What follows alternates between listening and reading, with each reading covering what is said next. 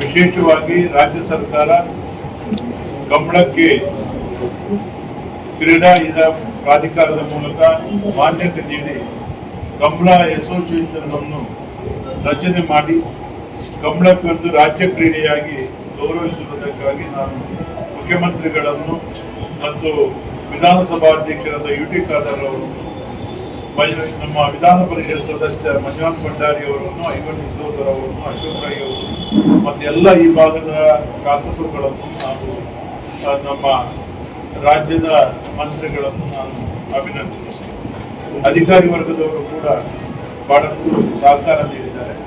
ಕಂಬಳಕ್ಕೆ ಒಂದು ವಿಶೇಷ ಗೌರವ ಸರ್ಕಾರದಿಂದ ದೊರಕಿದೆ. ಇದರೊಂದಿಗೆ ಈ ಪ್ರಸಕ್ತ ವರ್ಷ ಕಂಬಳವನ್ನು ಬಹಳ ವಿಜೃಂಭಣೆಯಿಂದ ಕಂಬಳ ಐತಿಹಾಸಿಕವಾಗಿ ಇತಿಹಾಸ ಪ್ರಸಿದ್ಧವಾದಂಥ ಮತ್ತು ಸಂಪ್ರದಾಯಬದ್ಧವಾದಂಥ ಹಾಗೂ ಆಧುನಿಕ ಕಂಬಳಗಳನ್ನು ಕೂಡ ಒಂದು ಶಿಸ್ತು ಪಾಲನೆಯ ಮೂಲಕ ಆ ಕಂಬಳವನ್ನು ನಡೆಸಬೇಕು ಮತ್ತು ಕಂಬಳ 24 ಗಂಟೆ ಒಳಗೆ ಕಂಬಳ ಮುಗಿಸಬೇಕು ಎಂಬ ತೀರ್ಮಾನವನ್ನು ಕೂಡ ರಾಜ್ಯ ಕಂಬಳ ಅಸೋಸಿಯೇಷನ್ ಕೈಗೊಂಡಿದೆ.